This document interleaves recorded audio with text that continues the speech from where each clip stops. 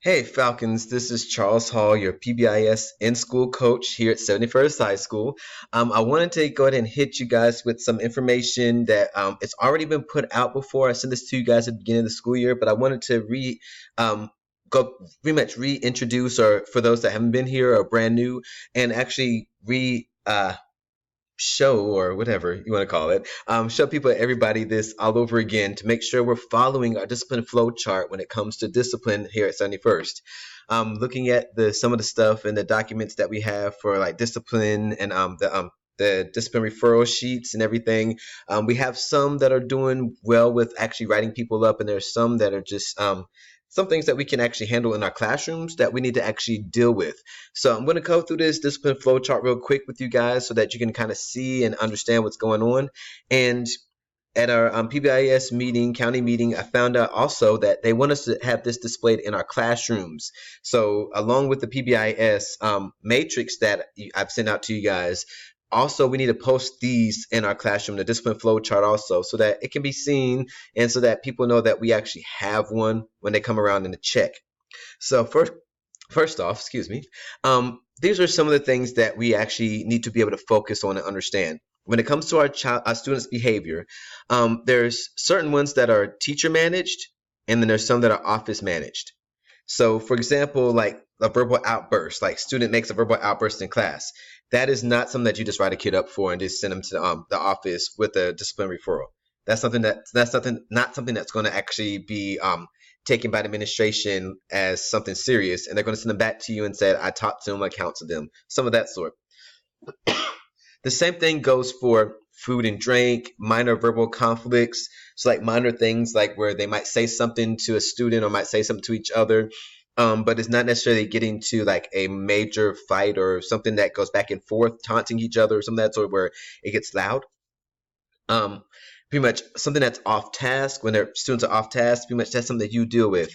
When somebody's being dishonest, unprepared for a class, when they refuse to work. For going back to the unprepared for class, there have been times where teachers have written up students because they didn't have a pencil or paper or a notebook or something for class. The administrators will not actually do anything about that. They'll again send it back to you and you handle that situation. So don't write somebody up for because they don't have a pencil or paper or something of that sort. Refusal to work, sleeping in class, having a tone or attitude towards you, as long as it's not to the point that it's like um, a level that's like disrespectful at a high level, then that's something that you have to deal with yourself. Disrespect is something that you're going to deal with yourself in your classroom. You take responsibility for your classroom. You take control of your classroom. And when disrespect happens, you handle that in your classroom. With it could be detention, it could be a call home and then detention, or something else, something that could happen, but something that you take control of. Excessive talking, again, that's something that you take control of in your classroom. The stuff that the office manages are things like dress code. Like the person that's actually wearing a hat around school or sagging their pants and they just won't listen to you and everything, or in class and you tell them to pull them up and they won't listen to you. Those dress code things that are non-negotiable. Those things are will be written up.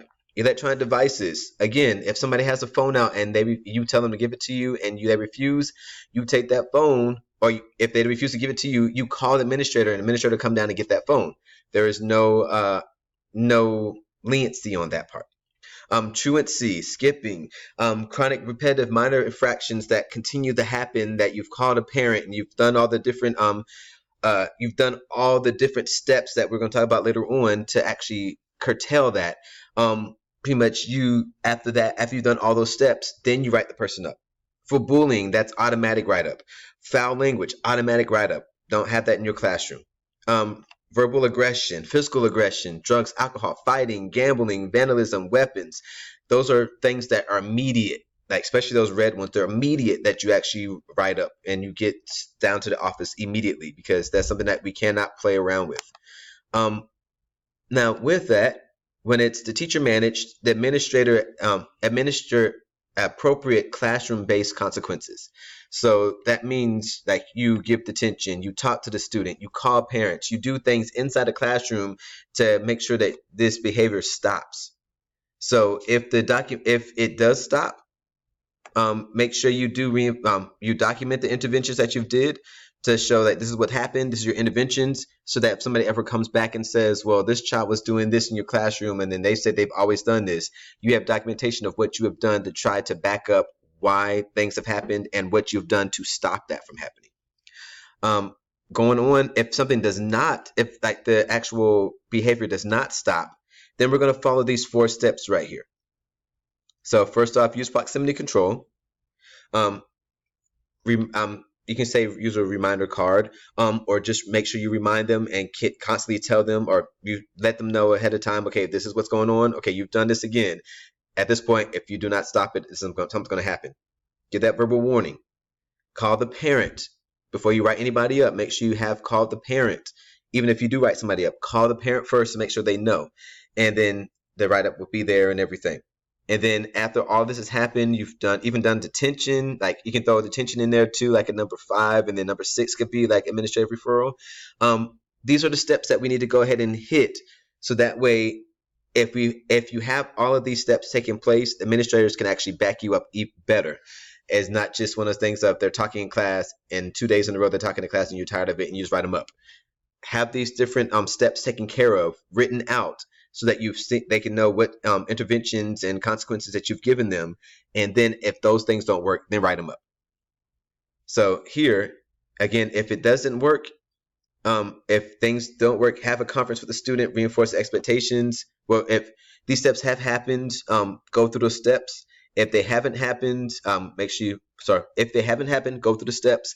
If they have happened and they still continue on with it, go ahead and move into the referral part, writing the child up. The other part is when it comes to the office managed portion here, make sure, again, like I said earlier, whenever you do an office referral, make sure you notify the parent ahead of that same day or the next day or something that is like immediate, so that they will know that this is what's happened. Now, the administrator will investigate the written report. The student's conduct record is consulted, seeing like if they've been a bad student, if this has happened like multiple times, like what's going on, so they'll know this is a consistent thing. The administrator determines the consequence, and the administrator staff provides feedback to the staff. So there should be on that write-up, you should get like, I think the pink copy comes back to you to let you know what's happened with that child, like the write-up of what's going on and what the consequences are for what that child has done. Again, Mr. Williams has said that if something happens, like for example, if a child like cusses in your classroom or curses in your classroom, and you write him up and nothing happens, make sure that you let him know that this is what happened at the write-ups in the office and nothing's happened. Or that you actually have that the write-up and tell them, okay, or the pink paper and tell them like, Mr. Williams, this is what's happened. They cursed in my classroom. This is what happened. I need you to do something about it. And Mr. Williams will do it. 9 times out of 10, he will go back and he'll make sure that that child gets what he needs or what they deserve at that point. So with this is our discipline flow chart. The biggest part is, again, those things that you can handle as a teacher, make sure you handle those things appropriately in the right time. And when it comes to like the excessive things or the office managed things, that's when you write them up immediately.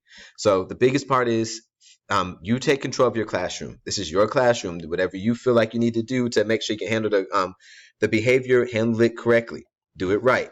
So make sure that it's consistent across the board for all the teachers, for all the students in your classroom. That teacher is consistent. Make sure you are consistent with it. Don't say one student gets this one, and then another student does the exact same offense, but then you don't give them the same consequence for it. So make sure you are constantly doing that. Use detentions. Call parents. These are good things to make sure you do constantly. So if you're struggling in your classroom, there's some of the good things you can do. Also, if there's times where you just feel like you just need to talk to somebody about like behavior or anything of that sort, or you see like there's a child that even needs to get to into our tier 2 process. Tier 2 we really want it to be for those students that actually have like the multiple referrals and everything.